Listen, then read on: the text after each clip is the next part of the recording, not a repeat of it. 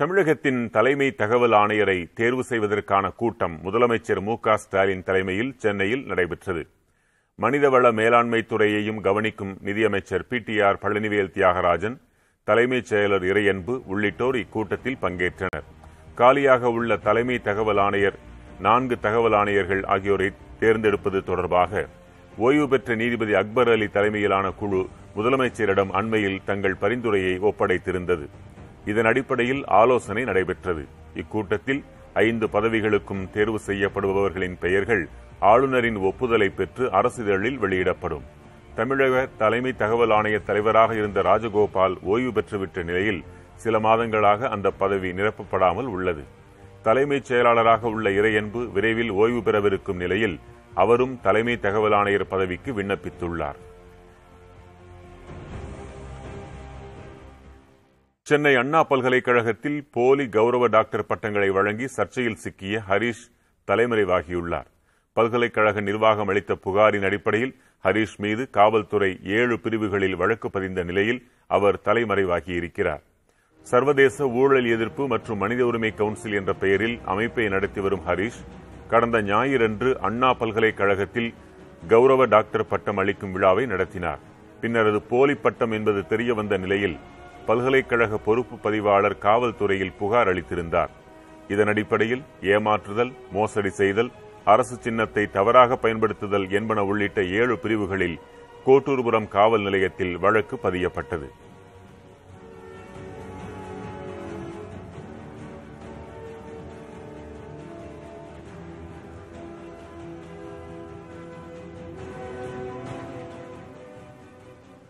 தொடர்வது செய்திச் சுருக்கம்.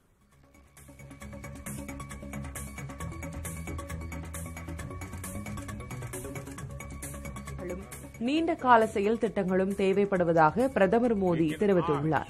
மத்திய பட்ஜெட் அறிவிப்புகள் குறித்து துறை வாரியாக பிரதமர் மோடி இணையதளம் மூலம் உரையாற்றி வருகிறார். இதில் சுற்றுலாத்துறை குறித்து பேசிய பிரதமர், சுற்றுலா பயணிகளுக்கு உதவும் வகையில் மாநில மொழிகளில் மொபைல் செயலிகள் உருவாக்கப்பட வேண்டும் என்று கூறினார். மேலும் சுற்றுலா தலங்களில் அனைத்து மொழிகளிலும் தகவல் பலகைகள் அமைக்கப்பட வேண்டும் என்றும் பிரதமர் தெரிவித்தார். சுற்றுலாத்துறையில் ஏராளமான இளைஞர்களுக்கு வேலைவாய்ப்பு வழங்கும் வகையில் மத்திய பட்ஜெட்டில் அறிவிப்புகள் இடம்பெற்றுள்ளதாகவும் பிரதமர் கூறினார். கர்நாடகாவில் பாரதிய ஜனதா சட்டமன்ற உறுப்பினரின் மகனின் வீட்டில் லஞ்ச ஒழிப்பு அதிகாரிகள் நடத்திய சோதனையில் 6 கோடி ரூபாய் பறிமுதல் செய்யப்பட்டுள்ளது. சென்னகிரி தொகுதி பாரதிய ஜனதா கட்சி சட்டமன்ற உறுப்பினரான மாதல் விருபாக்ஷாப்பாவின் மகன் பிரசாந்த் மாதல். இவர் பெங்களூரு பொதுப்பணித்துறையில் தலைமை கணக்கு அதிகாரியாக பணியாற்றி வருகிறார். ஒப்பந்தம் பெற்றுத் தருவதற்காக இவர் 80 லட்சம் ரூபாய் லஞ்சம் கேட்டுள்ளார். தகவல் அறிந்த லோக் ஆயுக்தா அதிகாரிகள் பிரசாந்த் மாதலின் அலுவலகம் மற்றும் வீட்டில் சோதனையிட்டனர். 6 கோடி ரூபாய் ரொக்கம் மற்றும் ஆவணங்கள் பறிமுதல் செய்யப்பட்டன. பின் அவரை கைது செய்து விசாரித்து வருகின்றனர்.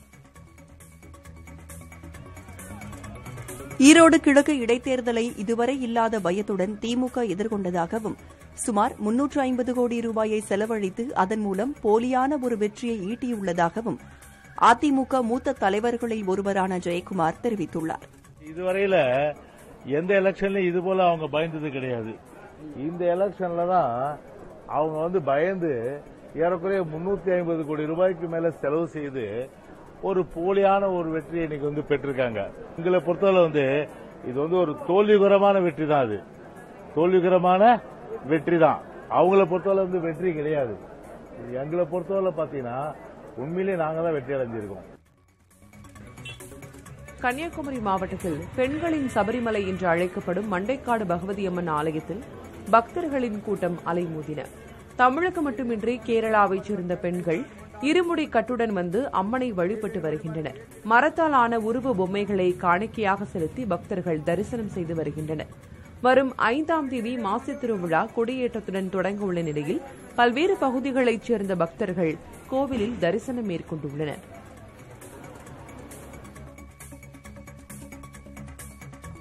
தொழில்நுட்ப சிக்கல் காரணமாக சென்னையில் மெட்ரோ ரயில் போக்குவரத்து சில மணி நேரம் பாதிக்கப்பட்டது.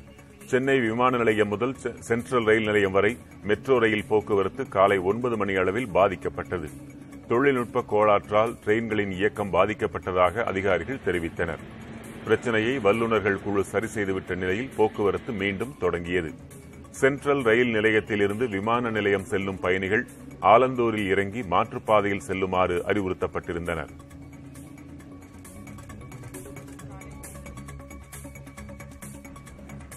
குமரிக்கடல் மற்றும் அரபிக்கடல் பகுதிகளில் பலத்த காற்று வீசி வருவதால் மீனவர்கள் 3வது நாளாக இன்றும் கடலுக்கு செல்லவில்லை.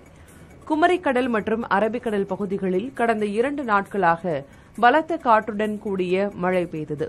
இதையடுத்து கடல் தற்போது வரை சீற்றத்துடன் காணப்படுகிறது. இதனால் கன்னியாகுமரி மாவட்டம் குளச்சல், முட்டம் துறைமுகங்களைச் சேர்ந்த 8000க்கும் மேற்பட்ட ஃபைபர் படகு மற்றும் 350க்கும் மேற்பட்ட மீனவர்கள் மீன்பிடிக்க செல்லவில்லை. மீனவர்களின் படகுகள் கரைகளில் பாதுகாப்பாக நிறுத்தி வைக்கப்பட்டுள்ளன. தொடர்ந்து 3வது நாட்களாக கடலுக்கு செல்லாததால் வாழ்வாதாரம் பாதிக்கப்பட்டுள்ளதாக மீனவர்கள் வேதனை தெரிவிக்கின்றனர். விருதுநகர் மாவட்டம் திருவில்லிபுத்தூருக்கு அருகே உள்ள சதுரகிரியில் 4 நாட்களுக்கு மலை ஏற பக்தர்களுக்கு அனுமதி அளிக்கப்பட்டுள்ளது. சதுரகிரி மலையில் அமைந்துள்ள சுந்தரமகாலிங்கம் கோவிலில் அமாவாசை, பௌர்ணமி உள்ளிட்ட நாட்களில் பக்தர்கள் மலையேறி சென்று வழிபட அனுமதிக்கப்படுவர். அந்த வகையில் மாசி மாத பிரதோஷம் மற்றும் பௌர்ணமியை முன்னிட்டு நாளை முதல் 7ஆம் தேதி வரை பக்தர்கள் 4 நாட்களுக்கு மலையேறி நின்று வழிபட வனத்துறையினர் அனுமதித்துள்ளனர். காலை 7 மணி முதல் 12 மணி வரை மட்டுமே பக்தர்கள் மலையேறி வழிபட அனுமதிக்கப்படுவர் என்று தெரிவிக்கப்பட்டுள்ளது. கோவிலுக்கு வருவோர் மலைப்பாதைகளில் உள்ள நீரோடைகளில் இறங்கி குளிப்பதற்கும் தடை விதிக்கப்பட்டுள்ளது.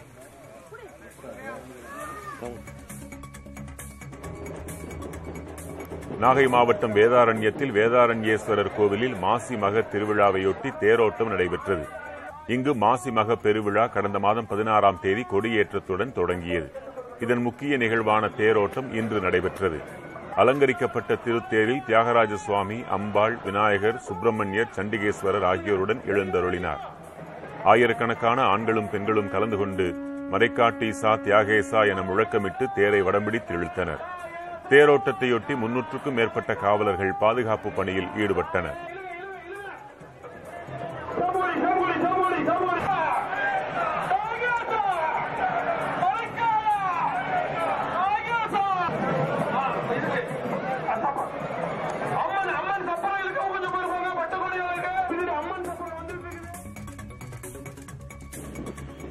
நீலகிரி மாவட்டம் முதுமலை வனப்பகுதியில் கடும் வறட்சிக்கு மத்தியில் பூக்கும் முள் இலவ மலர்கள், பறவைகள், மான் உள்ளிட்ட விலங்குகளின் பசியாற்றி வருகிறது.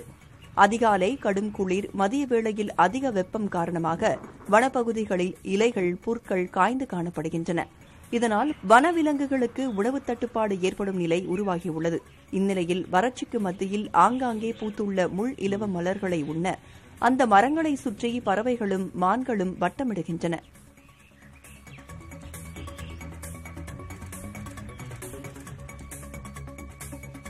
செங்கல்பட்டு மாவட்டம் மதுராந்தகத்திற்கு அருகே கார் மீது டேங்கர் லாரி மோதியதில் ஒரு பெண் உட்பட 2 உயிரிழந்தனர்.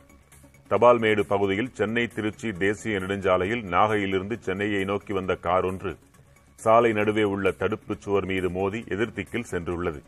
அப்போது சென்னையில் இருந்து ஈரோட்டை நோக்கி சென்று கொண்டிருந்த டேங்கர் லாரி கார் மீது மோதியதில் காரில் பயணித்த நாகை மாவட்டம் தலைஞாயிறு பகுதியைச் சேர்ந்த மணிரத்தினம், வினோபாரதி என 2 நிகழ்விடத்திலேயே உயிரிழந்தனர். மக்களவைத் தேர்தலில் தனித்து போட்டியிடப் போவதாக மேற்குவங்க முதல்வரும் திரிணாமுல் காங்கிரஸ் தலைவருமான மம்தா பானர்ஜி அறிவித்துள்ளார். மக்கள் ஆதரவுடன் மக்களவைத் தேர்தலை சந்திப்போம் என்று அறிவித்திருக்கும் அவர், பாரதிய ஜனதா கட்சியை வீழ்த்த நினைப்பவர்கள் நிச்சயம் தங்களுக்கு வாக்களிப்பார்கள் என்று கூறினார். சாகர்திகி சட்டப்பேரவை தொகுதிக்கு நடைபெற்ற இடைத்தேர்தலில் திரிணாமுல் காங்கிரஸ் தோல்வி கண்டு காங்கிரஸ் வென்ற நிலையில் பாரதிய ஜனதா கட்சி காங்கிரசுடன் மறைமுகமாக கூட்டணி வைத்துள்ளதாக சாடிய மம்தா, பாரதிய ஜனதா கட்சி நடத்திய மதவாத அரசியலுக்கு காங்கிரசும் இடதுசாரிகளும் துணை போயுள்ளனர் என்று குற்றஞ்சாட்டினார்.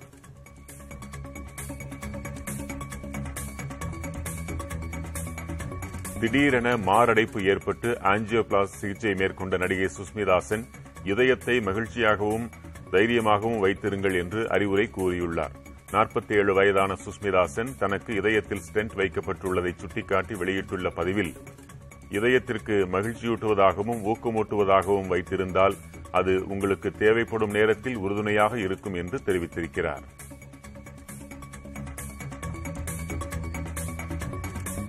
கியூபா நாட்டில் கொழுந்துவிட்டு எரியும் காட்டுத்தீயை கட்டுப்படுத்த முடியாமல் தீயணைப்புத் துறையினர் திணறுகின்றனர்.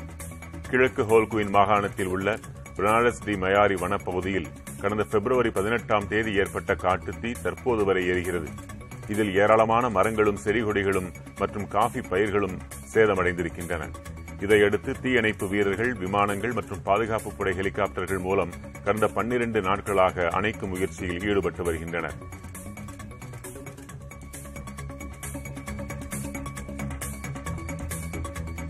தென் அமெரிக்க நாடான அர்ஜென்டினாவில் வரலாற்றில் இல்லாத அளவிற்கு கடும் வெப்பம் நிலவுகிறது. தலைநகர் பியூனஸ் அயர்ஸ், கோர்டோபா, மென்டோசா உள்ளிட்ட நகரங்களில் மின் தட்டுப்பாடும் நிலவியதால் மக்கள் கடும் பாதிப்பை சந்தித்தனர். சுட்டெரிக்கும் வெயிலின் தாக்கத்தில் இருந்து தப்ப பொதுமக்கள் நீர்நிலைகளையும் குளிர்ந்த இடங்களையும் நோக்கி படையெடுக்கின்றனர். வெப்பநிலையால் பொதுமக்கள் வீடுகளில் முடங்கிவிட்டதால் ஓட்டல்கள், உணவு விடுதிகள் வெறிச்சோடி காணப்பட்டன. வரும் நாட்களில் வெப்பநிலை மேலும் அதிகரிக்கக்கூடும் என்றும் அந்நாட்டு வானிலை மையம் எச்சரித்துள்ளது. ராணிப்பேட்டை சிப்காட் வஉசி நகரில் 2வது நாளாக பள்ளி மாணவ மாணவியருக்கு வாந்தி மயக்கம் ஏற்பட்டுள்ளது. கூடுதல் விவரங்களை தர சரத்குமார் இணைந்திருக்கிறீர்கள். என்ன நடந்தது சொல்லுங்க. நிச்சயமாக ராணிப்பேட்டை அடுத்த சிப்காட் வஉசி நகர் பகுதியில் ஊராட்சி ஒன்றிய தொடக்கப்பள்ளியானது செயல்பட்டு வருகிறது. இந்த நிலையில் நேற்று மாலை அந்த வகுப்பறை அருகே உள்ள ஹவுசிங் போர்டு குடியிருப்பு பகுதியில் இருந்து புகைமூட்டமானது ஏற்பட்டு வகுப்பறையினுள் வந்ததாக கூறப்படுகிறது. இதனால் பள்ளி வகுப்பறையில் இருந்த 10க்கும் மேற்பட்ட மாணவர்கள் உடனடியாக வாந்தி மற்றும் மயக்கம் அடைந்துள்ளனர். இந்த தகவலை அடுத்து ஆசிரியர்கள் தெரிவித்த தகவலை தொடர்ந்து மருத்துவ குழுவினர் பள்ளிக்கு நேரடியாக சென்று பள்ளி மாணவர்களை முதற்கட்ட சிகிச்சை வழங்கி பரிசோதனை செய்து வந்த நிலையில் பள்ளி மாணவர்கள் நேற்று மாலை அனைவரும் வீட்டிற்கு அனுப்பி வைத்திருந்தனர். இதனைத் தொடர்ந்து இன்று வழக்கம் போல பள்ளி மாணவர்கள் வகுப்பறைக்கு வருகை தந்திருந்த நிலையில் நேற்று வகுப்பறையிலேயே பாட புத்தக பைகளை வைத்திருந்ததை இன்று அவர்கள் எடுத்துக்கொண்டு வேறு வகுப்பறைக்கு இன்று மாற்றம் செய்யப்பட்டுள்ளனர். மாற்றம் செய்யப்பட்ட அறைக்கு சென்ற சில மணி நேரத்திலேயே இன்று 6க்கும் மேற்பட்ட மாணவர்கள் ஒருவருக்கு பின் ஒருவராக வாந்தி மற்றும் மயக்கமானது ஏற்பட்டதாக கூறப்படுகிறது. இந்த தகவலை தொடர்ந்து மீண்டும் மருத்துவ குழுவினரை வரவழைத்து பள்ளியிலே வைத்து தற்போது சிகிச்சையானது மாணவ மாணவிகளுக்கு வழங்கப்பட்டு வருகிறது. இதனைத் தொடர்ந்து இந்த தகவலை அடுத்து தற்போது ராணிப்பேட்டை கோட்டாட்சியர் வினோத்குமார் தற்போது சம்பவ இடத்திற்கு நேரடியாக சென்று பள்ளி மாணவ மாணவிகளிடம் ஏற்பட்ட பாதிப்புகள் குறித்து கேட்டறிந்தும் ஆசிரியர்களிடம் மாணவர்களுக்கு ஏற்பட்ட பாதிப்பு குறித்து விசாரணையானது தொடர்ந்து மேற்கொண்டார். மேலும் அந்த பள்ளி வகுப்பறையினுள்ளும் வினோத்குமார் அவர்கள் நேரடியாக சென்று ஆய்வினை மேற்கொண்டார். மேலும் பள்ளியில் மாணவர்களுக்கு வழங்கக்கூடிய குடிநீர்களை மாதிரி சாம்பிள்களை தற்போது ஆய்வுக்காக கொண்டு செல்லப்பட்டுள்ள நிலையில் ஹவுசிங் போர்டு குடியிருப்பு பகுதியையும் கோட்டாட்சியர் வினோத்குமார் நேரடியாக சென்று பார்வையிட்டு ஆய்வினை மேற்கொண்டார். அப்போது அந்த ஹவுசிங் போர்டு குடியிருப்பு பொது இடங்களில் பல்வேறு இடங்களில் குடியிருப்பு வாசிகளின் குப்பைகளானது கொளுத்தப்பட்ட நிலையில் காணப்பட்டு இருந்தது. அதில் ஆல் அவுட் கொசு ஒழிப்புக்கான ஆல் அவுட் ஆன போன்ற பாட்டில்களும் அதில் எரிக்கப்பட்டு இருப்பதன் காரணமாக ஏற்பட்டிருக்கும் புகையினால் இந்த மாதிரியான சம்பவங்கள் நடந்திருக்கலாம் எனவும் சந்தேகிக்கின்றன. மேலும் இச்சம்பவம் குறித்து காவல்துறையினரை விசாரணை செய்து நடவடிக்கை எடுக்க வேண்டும் எனவும் அவர் உத்தரவிட்டுள்ளார். மாணவர்கள் தற்போது முழுமையாக மருத்துவ சிகிச்சை பெற்று முழு ஆரோக்கியத்துடன் இருப்பதாகவும் முதற்கட்ட தகவலாக தெரிவிக்கப்பட்டுள்ளது. நன்றி சரத்குமார். புதுக்கோட்டை மாவட்டம் வேங்கை வயலில் குடிநீர் தொட்டியில் மனித கழிவுகள் கலக்கப்பட்ட விவகாரத்தில் 45வது நாளாக சிபிசிஐடி காவல்துறையினர் விசாரித்து வருகின்றனர். வேங்கை வயல் ஊரில் பட்டியலின சமூக மக்கள் வசிக்கும் பகுதியில் அமைந்துள்ள குடிநீர் மேல்நிலை நீர்த்தேக்க தொட்டியில் மனித கழிவு கலக்கப்பட்ட வழக்கை சிபிசிஐடி விசாரிக்கிறது. 45வது நாளாக சிபிசிஐடி காவலர்கள் விசாரணையை தொடர்கின்றனர். 7 காவலர்கள் உட்பட 112 பேரிடம் இதுவரை விசாரணை நடத்தப்பட்டுள்ளது. சம்பவம் நடந்து 70 நாட்களுக்கு மேலாகியும் குற்றவாளிகள் கைது செய்யப்படாதது குறித்து விமர்சனம் முன்வைக்கப்படுகிறது. இதனிடையே வழக்கில் தற்போது முன்னேற்றம் ஏற்பட்டுள்ளதாகவும் விரைவில் குற்றவாளிகள் கைது செய்யப்பட்டு நீதிமன்றத்தில் நிறுத்தப்படுவார்கள் என்றும் சிபிசிஐடி காவல்துறையினர் தகவல் தெரிவித்துள்ளனர்.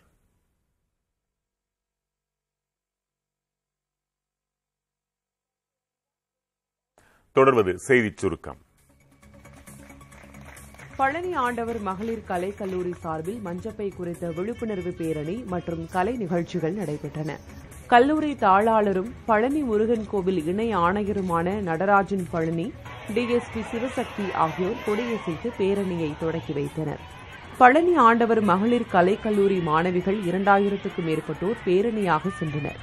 இதனையடுத்து நகராட்சி ஆண்கள் மேல்நிலைப் பள்ளியில் நடந்த நிகழ்ச்சியில் பிளாஸ்டிக் பயன்பாட்டால் ஏற்படும் தீமைகள், மஞ்சள் பை பயன்படுத்த வேண்டியதன் அவசியம் குறித்து கரகாட்டம், ஒயிலாட்டம், காவடியாட்டம், பொய்க்கால் குதிரை போன்ற கலை நிகழ்ச்சிகளும் தொடர்ந்து மாணவிகளின் சிலம்பாட்டும் நாடகம் மூலம் விழிப்புணர்வும் ஏற்படுத்தப்பட்டது. சாதி மத மோதல் இன்றி தமிழ்நாடு அமைதி பூங்காவாக உள்ளதாக டிஜிபி சைலேந்திரபாபு தெரிவித்துள்ளார். தமிழ்நாடு காவல்துறையின் மண்டல அளவிலான தடகள போட்டி திருச்சி அண்ணா விளையாட்டு அரங்கத்தில் நடைபெற்று வருகிறது. இந்த நிகழ்ச்சியில் டிஜிபி சைலேந்திரபாபு உள்ளிட்டோர் பங்கேற்றனர். போட்டிகளில் வெற்றி பெற்றவர்களுக்கு பரிசு வழங்கிய பின்னர் செய்தியாளர்களிடம் பேசிய சைலேந்திரபாபு, மாநில அளவில் ரவுடிகளின் பட்டியல் தயாரிக்கப்பட்டு அனைவரும் கைது செய்து சிறையில் அடைக்கப்பட்டுள்ளதாக தெரிவித்தார். நிதி நிறுவனங்கள் மூலம் மக்களை ஏமாற்றி பல லட்சம் ரூபாயுடன் வெளிநாடுகளுக்கு தப்பிச் சென்றவர்களை பிடிக்க இன்டர்போல் மூலம் நடவடிக்கை எடுக்கப்பட்டு வருவதாகவும் டிஜிபி சைலேந்திரபாபு கூறினார். விளையாட்டு என்பது எப்பொழுதுமே ஒரு கொண்டாடப்பட வேண்டிய சிறப்பு மிகுந்த ஒன்று என்பதற்கு கட்டியம் கூறும் வண்ணம் மாசி மகத்தையொட்டி புதுச்சேரி, காரைக்காலில் உள்ள அனைத்து பள்ளிகளுக்கும் வரும் செவ்வாய்க்கிழமை விடுமுறை அளிக்கப்பட்டுள்ளது. இதுகுறித்து புதுச்சேரி அரசின் பள்ளிக் கல்வித்துறை இணை இயக்குநர் சிவகாமி வெளியிட்டுள்ள செய்திக்குறிப்பில், வரும் 7ஆம் தேதி செவ்வாயன்று புதுச்சேரி, காரைக்கால் பிராந்தியங்களில் உள்ள அனைத்து அரசு மற்றும் தனியார் பள்ளிகளுக்கு விடுமுறை அளிக்கப்படுவதாக கூறியுள்ளார். மேல்நிலை வகுப்புகளுக்கு திருப்புதல் தேர்வு அறிவிக்கப்பட்டபடி நடைபெறும் என தெரிவித்துள்ளார்.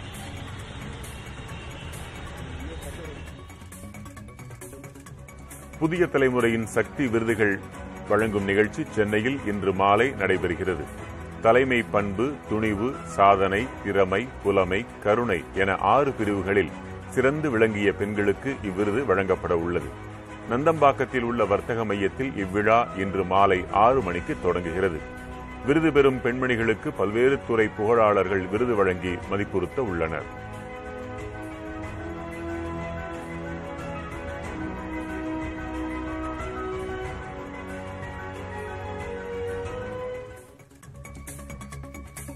ஹாங்காங்கில் கட்டுமான பணிகள் நடைபெற்று வந்த அடுக்குமாடி கட்டிடத்தில் தீ விபத்து ஏற்பட்டது. கவுலூன் மாகாணம் ஷிம்ஷாக் சுயி பகுதியில் ஓர் அடுக்குமாடி குடியிருப்பு கட்டப்படுகிறது. இன்று அதிகாலையில் அக்கட்டடத்தின் மேல் தளங்களில் திடீரென தீ பற்றியது. இதர தளங்களுக்கும் தீ மளமளவென பரவியது. கட்டுக்கடங்காமல் எரிந்த தீயால் அப்பகுதி முழுவதும் புகை மண்டலமாக காணப்பட்டது. பின் தகவல் அறிந்து வந்த தீயணைப்புத் துறையினர் தீயை அணைக்கும் பணியில் ஈடுபட்டனர். இவ்விபத்தில் சிக்கி 2 பேர் காயமுற்றிருப்பதாக தகவல் கிடைத்துள்ளது.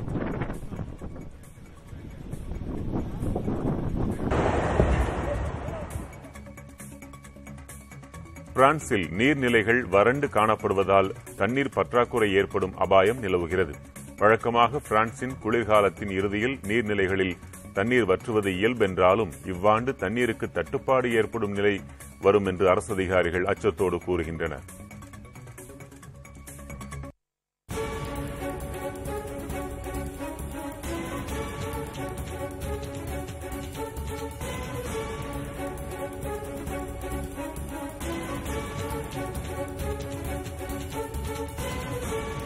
அண்மைச் செய்தி.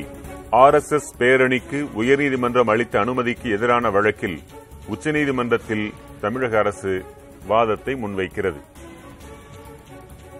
RSS பேரணிக்கு உயர்நீதிமன்றம் அளித்த அனுமதிக்கு எதிரான வழக்கில் உச்சநீதிமன்றத்தில் தமிழக அரசு வாதிடுகிறது.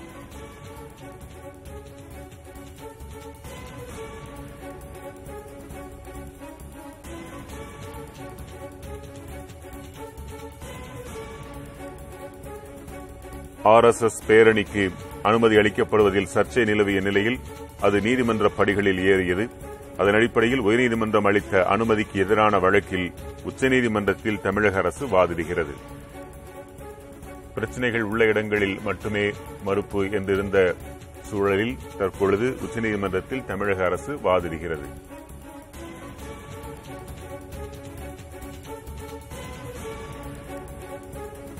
முழுமையான தடை விதிக்கவில்லை, பிரச்சினை உள்ள இடங்களில் மட்டுமே அனுமதி மறுக்கப்பட்டது என்றெல்லாம் தமிழக அரசு வாதங்களை முன்வைத்திருக்கிறது.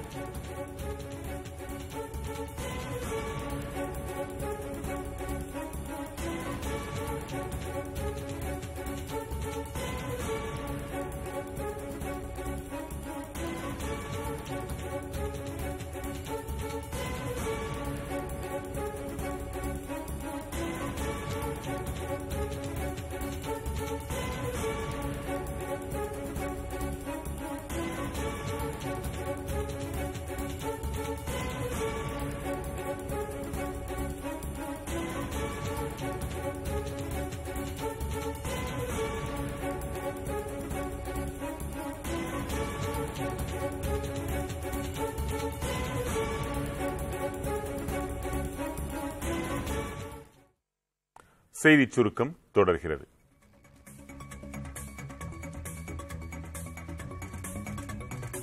ஐபிஎல் போட்டிகளுக்கு தயாராவதற்காக Chennai Super Kings captain Dhoni சென்னைக்கு வருகை தந்துள்ளார். 16வது ஐபிஎல் தொடர் மார்ச் 31ஆம் நாள் தொடங்கவிருக்கும் நிலையில் அடுத்த 3 வாரங்களுக்கு சேப்பாக்கம் மைதானத்தில் சென்னை சூப்பர் கிங்ஸ் வீரர்கள் பயிற்சி மேற்கொள்கின்றனர். இந்நிலையில் மும்பையில் இருந்து சென்னைக்கு விமானம் மூலமாக கேப்டன் தோனி வந்தடைந்தார். அப்போது அணி நிர்வாகம் மற்றும் ரசிகர்கள் சார்பில் அவருக்கு உற்சாக வரவேற்பு அளிக்கப்பட்டது. சிலர் பூக்களை தூவி தோனியை வரவேற்றனர். அங்கிருந்து காரில் தோனி புறப்பட்டு சென்றார்.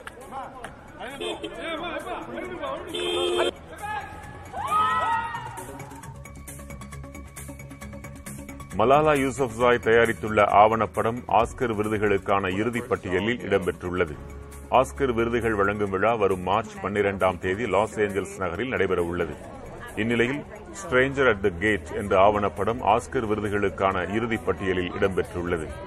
இஸ்லாமிய சமூகத்தை மையப்புள்ளியாக வைத்து எடுக்கப்பட்டுள்ள இந்த ஆவணப்படத்தை அமைதிக்கான நோபல் பரிசை வென்ற மலாலா யூசப்சாய் தயாரித்திருக்கிறார் என்பது குறிப்பிடத்தக்கது.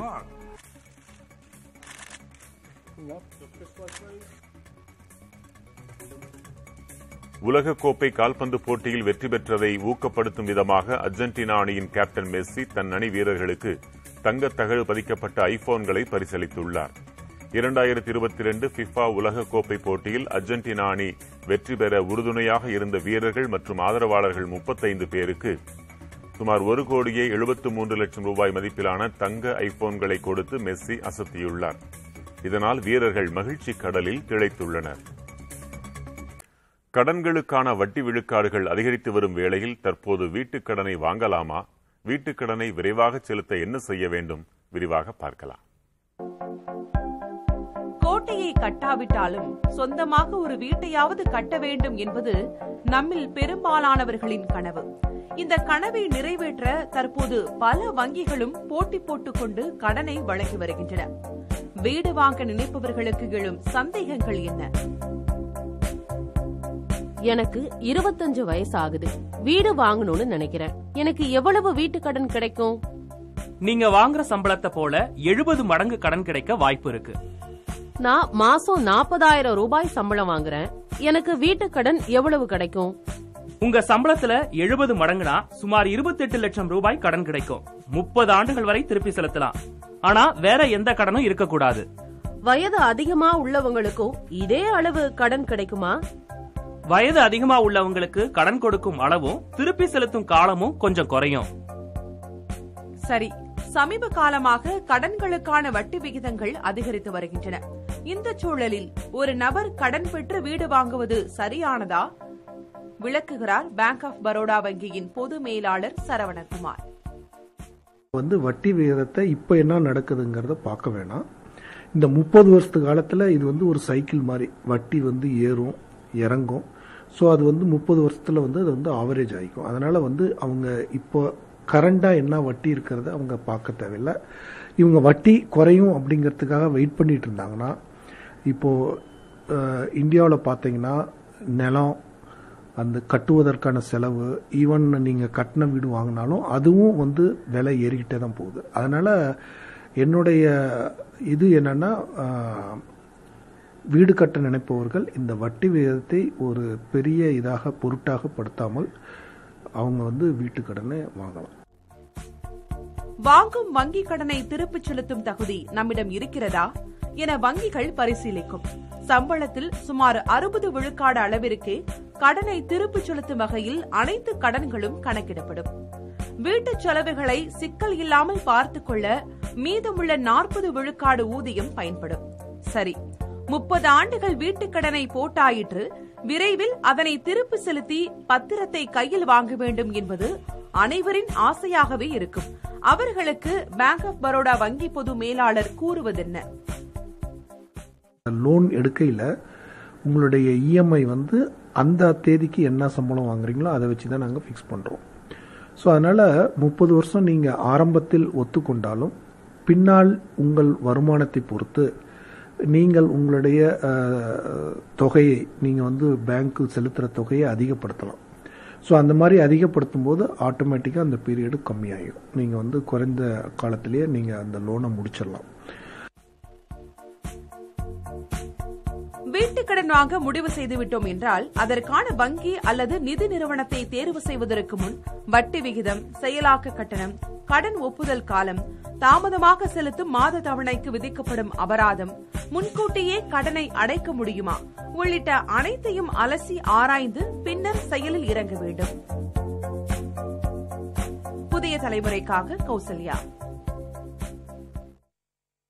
அனைத்து வீடுகளுக்கும் குடிநீர் இணைப்பு என்பது சாத்தியமே என்று சாதித்து காட்டி குடியரசுத் தலைவரிடம் விருதை பெறுகிறது திருவள்ளூர் மாவட்டத்தில் உள்ள ஓர் ஊராட்சி நிர்வாகம். எப்படி சாத்தியமாயிற்று? இந்த தொகுப்பில் விரிவாக பார்க்கலாம். மத்திய அரசின் ஜல்ஜீவன் திட்டத்தின் கீழ் தமிழகத்தில் 1,24,00,000 வீடுகளுக்கு குடிநீர் இணைப்பு வழங்க இலக்கு நிர்ணயம் செய்யப்பட்டு இதுவரை 69,14,000 வீடுகளுக்கு இணைப்பு வழங்கப்பட்டுள்ளது. இந்த நிலையில் திருவள்ளூர் மாவட்டம் புழல் ஒன்றியத்துக்குட்பட்ட அழிஞ்சிவாக்கம் ஊராட்சி ஜல்ஜீவன் திட்டத்தை சிறப்பாக செயல்படுத்தியுள்ளது. இந்த ஊராட்சியின் தலைவர் ஆஷா கல்விநாதன் முன்னெடுப்பால் இது சாத்தியமாகியுள்ளது. என்னுடைய ஊராட்சியில் மொத்தம் 2227 பாப்புலேஷன், 4 ஆப்டேஷன். என்னுடைய ஊராட்சியில் 467 டேப் லைன் போட்டு மக்கள் அனைவருக்குமே இந்த ஜல்ஜீவன் மிஷன் மூலம் குடிநீர் வழங்கி திட்டமிட்டு செயல்படுத்தியிருக்கோம். இதன் விளைவாக நாங்கள் 2020-21 இந்த திட்டத்தை நாங்கள் சீராக முடித்தோம். இங்கு தரமான குடிநீர் வழங்கப்படுவதை மத்திய ஜல்ஜீவன் திட்ட அதிகாரிகள் 3 மாதங்களுக்கு முன்பு நேரில் ஆய்வு செய்தனர்.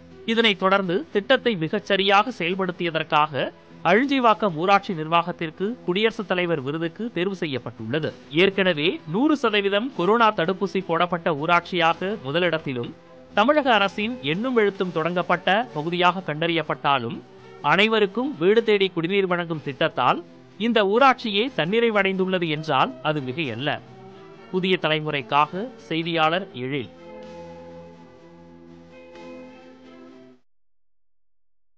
தொடர்வது செய்திச் சுருக்கம்.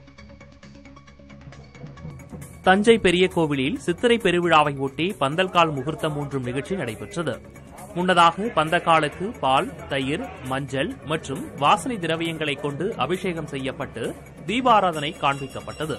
பின்னர் தேவாரம், திருமுறைகள் பாடப்பட்டு பந்தக்கால் நடப்பட்டது. இதில் அரண்மனை தேவஸ்தான உதவி ஆணையர் கவிதா, சிவாச்சாரியார்கள், பொதுமக்கள் என திரளானோர் கலந்து கொண்டனர்.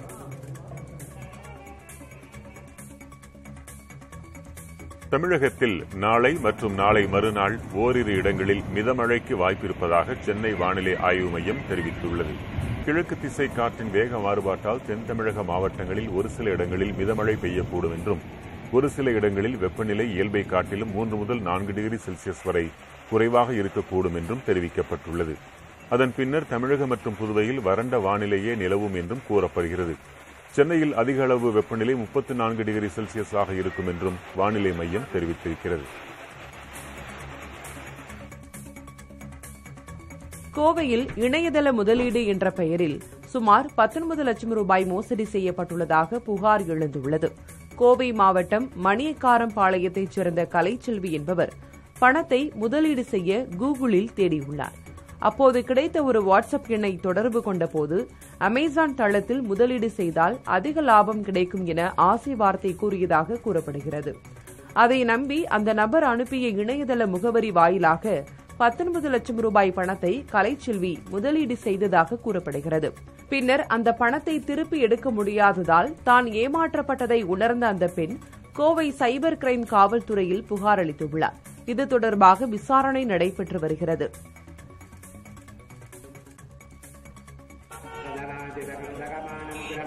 திண்டுக்கல் மாவட்டம் வத்தலகுண்டுவிற்கு அருகே உள்ள மேட்டூர் ஸ்ரீ காளியம்மன் கணபதி கோவில் திருக்குட நீராட்டு விழா சிறப்பாக நடைபெற்றது.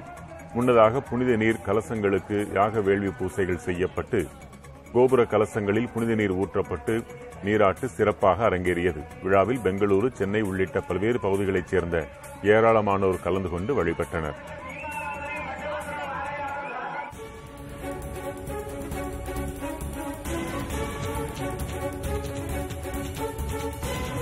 தமிழகத்தில் 50 மாவட்டங்களில் பேரணி தடுத்து நிறுத்தம் என RSS வழக்கறிஞர் கூறியதால் தமிழக அரசு வழக்கறிஞர் அதிர்ச்சியில் ஆழ்ந்தார் என்ற செய்தியை பார்க்கிறோம்.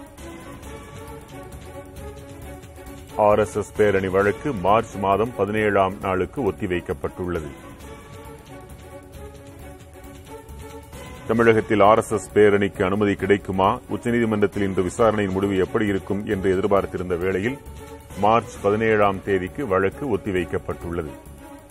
தமிழகத்தில் முதலில் 50 மாவட்டங்களே இல்லை என்ற நிலையில் 50 மாவட்டங்களில் பேரணி தடுத்து நிறுத்தம் என்று RSS வழக்கறிஞர் கூறியதால் தமிழக அரசு வழக்கறிஞர் அதிர்ச்சி அடைந்திருப்பதாக செய்திகளில் பார்க்கிறோம். பிரச்சினைகள் உள்ள இடங்களில் மட்டுமே பேரணி நடத்த அனுமதி மறுப்பு, முழுமையாக தடை விதிக்கப்படவில்லை என்று தமிழக அரசு கூறியுள்ளது. RSS அணிவகுப்பு தொடர்பான தமிழக அரசின் மேல்முறையீட்டு மனு இன்று உச்சநீதிமன்றத்தில் விசாரணைக்கு வந்தது. அணிவகுப்புக்கு நிபந்தனைகளுடன் அனுமதி அளிக்கும் உத்தரவை அமல்படுத்தவில்லை என்று கூறி சென்னை உயர்நீதிமன்றத்தில் நீதிமன்ற அவமதிப்பு வழக்கு தொடுக்கப்பட்டது. இதை விசாரித்த நீதிமன்றம் அனுமதி அளிக்க தமிழக அரசு மற்றும் காவல்துறைக்கு உத்தரவிட்டது என்பதையெல்லாம் பழைய செய்திகள். ஆனால் உயர்நீதிமன்ற தீர்ப்பிற்கு தடை விதிக்க கோரி உச்சநீதிமன்றத்தில் தமிழக அரசு சார்பில் மேல்முறையீட்டு மனு தாக்கல் செய்யப்பட்டது. வரும் 5ஆம் தேதி பேரணி நடைபெறவிருப்பதால் மனுவை அவசர வழக்காக விசாரிக்க கோரிக்கை விடுக்கப்பட்ட நிலையில் தமிழக அரசின் மேல்முறையீட்டு மனு இன்று விசாரணைக்கு எடுத்துக் கொள்ளப்பட்டது. விசாரணையின் போது தமிழகத்தின் 50 மாவட்டங்களில் பேரணி தடுத்து நிறுத்தப்பட்டது என்று RSS வழக்கறிஞர் கூறியிருக்கிறார்.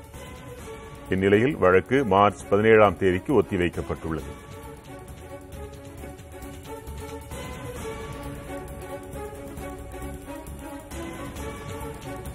தமிழகத்தில் 50 மாவட்டங்கள் என்று கூறியது வெறும் எழுத்து பிழையா அல்லது கருத்தில் பிழையா என்பது தெரியாத அளவில் தமிழக அரசு வழக்கறிஞர் அங்கே திகைத்து நின்றதை நாம் உணர முடிகிறது.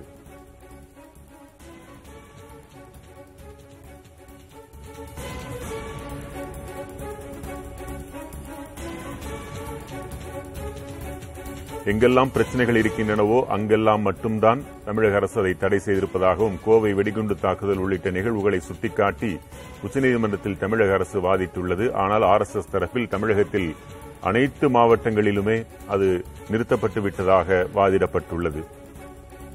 எங்கெல்லாம் அனுமதி, என்னென்ன கட்டுப்பாடுகள் என்பதையெல்லாம் தெரிவிக்க அவகாசம் தேவை என்று தமிழக அரசும் கூறியிருக்கிறது. மார்ச் 17க்கு வழக்கு ஒத்திவைக்கப்பட்டுள்ளது. கூடுதல் விவரங்களை இணைந்திருக்கும் செய்தியாளர் நிரஞ்சன் தாருங்கள். வெங்கட், ரொம்ப சிம்பிளா இந்த கேஸை நம்ம இன்னைக்கு புரிஞ்சுக்கலாம். அதாவது RSS பேரணிக்கு தமிழ்நாடு அரசு அனுமதி மறுக்கிறாங்க. அதுவும் உளவுத்துறையுடைய அந்த தகவல்கள் மற்றும் அறிக்கைகள் அடிப்படையில தான் இந்த அனுமதியானது மறுக்கப்படுது. இதுக்கு எதிராக சென்னை உயர்நீதிமன்றத்திற்கு போறாங்க. சென்னை உயர்நீதிமன்றம் அது எப்படி நீங்க ஒரு அமைப்புடைய ஒரு பேரணியை நீங்க மறுக்க முடியும்? உளவுத்துறையுடைய எச்சரிக்கை இருக்குது, த்ரெட் இருக்கு அப்படின்னா பாதுகாப்பு கொடுக்க வேண்டியதுதான் உங்களுடைய வேலை. அதனால RSS அமைப்புடைய பேரணியை நாங்க நடத்துறதுக்கு அனுமதி வழங்குறோம் அப்படின்னு ஒரு உத்தரவு போடுறாங்க. இதுக்கு எதிராக உச்சநீதிமன்றத்துல தமிழ்நாடு அரசு மேல்முறையீடு செஞ்சிருந்தாங்க. இந்த மேல்முறையீடு மனு மீதான விசாரணை உச்சநீதிமன்ற நீதிபதி ராமசுப்ரமணியன் தலைமையிலான அமர்வு முன்னாடி இன்னைக்கு விசாரணைக்கு வந்துச்சு. தமிழ்நாடு அரசு சார்பா முகுல் ரோத்தகி, மூத்த வழக்கறிஞர் முகுல் ரோத்தகி அப்பியர் ஆயிருந்தாரு. அப்போ உளவுத்துறையுடைய அறிக்கை அப்படின்றத ரொம்ப ஜஸ்ட் லைக் தட் அப்படின்னு கடந்து போயிட முடியாது. ஏற்கனவே தமிழ்நாட்டுல குறிப்பா கோவையில வெடிகுண்டு தாக்குதல் அப்படின்றது நடந்துச்சு. பாப்புலர் ஃப்ரண்ட் ஆஃப் இந்தியா அமைப்புக்கு சம்பந்தமான இடங்கள்ல ஒரு சோதனை எல்லாம் நடத்தப்பட்டுச்சு, NIA சோதனை எல்லாம் நடத்தப்பட்டுச்சு. இதனால மாநிலம் முழுவதுமே ஒரு விதமான பதற்ற நிலை இருக்கு. அந்த சூழல்ல இவங்க நடத்தக்கூடிய பேரணி என்ன மாதிரியான பிரச்சனையை ஏற்படுத்தும் அப்படின்றத கணிக்க முடியாத சூழல் இருக்குது. பொதுமக்களுடைய பாதுகாப்பு காரணமாகத்தான் நாங்க இந்த பேரணிக்கு அனுமதி மறுத்திருந்தோம். அதுவும் இல்லாம முழுமையா அனுமதி மறுத்தோமா அப்படின்னா கிடையாது. நாங்களா ஒரு சில தேர்ந்தெடுக்கப்பட்ட இடங்களை சொல்லி அந்த இடத்துல நீங்க பேரணி நடத்திக்கலாம், ஒரு மைதானங்கள்ல நீங்க நடத்துங்க மாதிரியான விஷயங்கள்லாம் சொல்லியிருந்தோம். ரொம்ப சென்சிட்டிவா இருக்கக்கூடிய ஏரியாக்கள்ல நீங்க பேரணி நடத்தக்கூடாதுன்னு சொல்லியிருந்தோம். ஏன்னா ஒரு சின்ன விவகாரம் அப்படின்னா கூட அது மாநிலம் முழுவதுமே எதிரொலிச்சிரும். அதனாலதான் நாங்க இந்த அனுமதியை மறுத்திருந்தோம். ஆனா இது எதையுமே சென்னை ஹைகோர்ட் கணக்குல கொள்ளாம அவங்க இந்த பேரணிக்கு அனுமதி கொடுத்திருந்தாங்க. இது மாநில அரசுடைய உரிமை சார்ந்த விஷயம், அதனால இதுல தலையிடக்கூடாது. எனவே சென்னை உயர்நீதிமன்றத்துடைய அந்த உத்தரவுக்கு இடைக்கால தடை விதிங்க அப்படின்ற ஒரு கோரிக்கை இன்றைய தினம் வைக்கப்பட்டது. RSS அமைப்பு சார்பா என்ன சொன்னாங்கன்னா, தமிழ்நாடு அரசு ஒருதலைபட்சமா நடந்துக்கிறாங்க. இதே நாங்க பேரணி நடத்துறதுக்கு டேட் பிக்ஸ் பண்ணியிருந்த அதே டைம்ல தான் ஆளுங்கட்சியுடைய கூட்டணியில் இருக்கக்கூடிய கட்சிகள் எல்லாம் மனித சங்கிலி போராட்டம் நடத்துறதுக்கு அனுமதி கேட்டிருந்தாங்க. அதுக்கு அரசும் அனுமதி கொடுத்திருந்தாங்க. அவங்களுக்கு அனுமதி கொடுக்கும் பொழுது எங்களுக்கு மட்டும் ஏன் அனுமதி மறுக்கும்? ஒருதலைபட்சமான நடவடிக்கை அப்படின்னு சொன்னாங்க. ஒரு கட்டத்துக்கு அப்புறம் RSS தரப்பு வழக்கறிஞர் தமிழ்நாட்டில் எந்த இடத்திலிருந்து எங்களுக்கு அனுமதி கொடுக்கல, 5 மாவட்டங்களில் எங்களுக்கு ஒரு மாவட்டம் அப்போ குறுக்கிட்ட தரப்பு வழக்கறிஞர் தமிழ்நாட்டில் 50 மாவட்டங்கள். இணைப்பில் இடையூறு. சிம்பிளா புரிஞ்சுக்கலான்னு சொல்லி ரொம்ப நீளமாக விரிவாக விளக்கி இருக்கிறீர்கள் நிரஞ்சன். முழுமையாக புரிந்து கொள்ள முடிந்தது. வழக்கிற்கு தமிழக அரசு சில இடங்களில் தடை விதித்திருக்கிறது. RSS எல்லா இடங்களிலும் தடை என்கிறது. வழக்கு ஒத்திவைக்கப்பட்டிருக்கிறது. இதுவே தற்போதைய நிலை.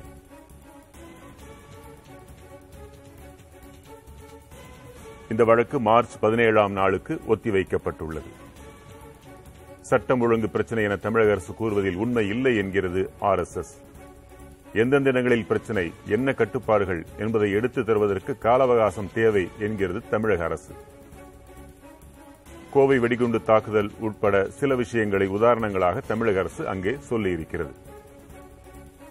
உளவுத்துறை அறிக்கையை ஒப்படைத்தாலும் அதை கருத்தில் கொள்ளாமல் உயர்நீதிமன்றம் உத்தரவை பிறப்பித்திருந்தது என்று தமிழக அரசு கூறியது. ஈரோடு கிழக்கு தொகுதியில் நடந்து முடிந்துள்ள இடைத்தேர்தல் ஒரு தவறான முன்னுதாரணம் என்று அமமுக பொதுச் செயலாளர் டிடிவி தினகரன் தெரிவித்துள்ளார். மதுரையில் செய்தியாளர்களை சந்தித்த அவர் இவ்வாறு கூறினார். இதுவரை கேள்விப்படாத அளவுக்கு அங்கே இலவசங்கள்லாம் வாரி வழங்கினாங்க. ஒரு வாக்காளருக்கு எப்படியும் ஒரு 25,000 30,000 ரூபாய் வரை சேர்ந்திருக்குங்கிறாங்க. அங்க இது போன்ற ஒரு தவறான முன்மாதிரி தேர்தலாக அது நடந்திருக்கு. அதுதான் உண்மை. அது சமாளிப்பதற்காக வெற்றியை வாங்கிவிட்டு அவர் பேசுகிறார். வெற்றி பெற்றுவிட்டுங்கிறது நான் சொல்லுறேன். வெற்றியை வாங்கிவிட்டு இடைத்தேர்தல் ஆட்சி அதிகாரம், அதிகார துஷ்பிரயோகம்,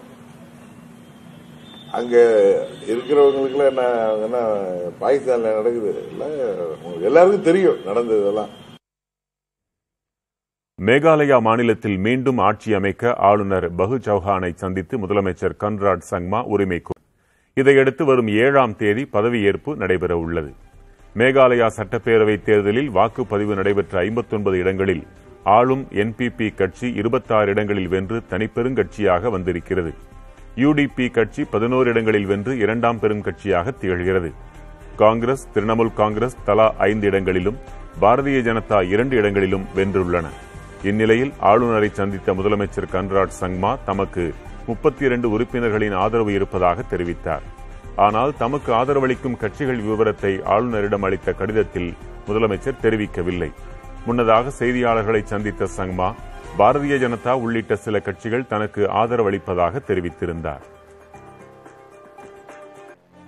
நடுநிலையான உண்மை செய்திகளை உடனுக்குடன் அறிந்து கொள்ளவும் அனைவரோடும் பகிர்ந்து கொள்ளவும் புதிய தலைமுறை யூடியூப் சேனலை சப்ஸ்கிரைப் செய்யுங்கள். அண்மை செய்திகளுக்கு தொடர்ந்து இணைந்திருங்கள்.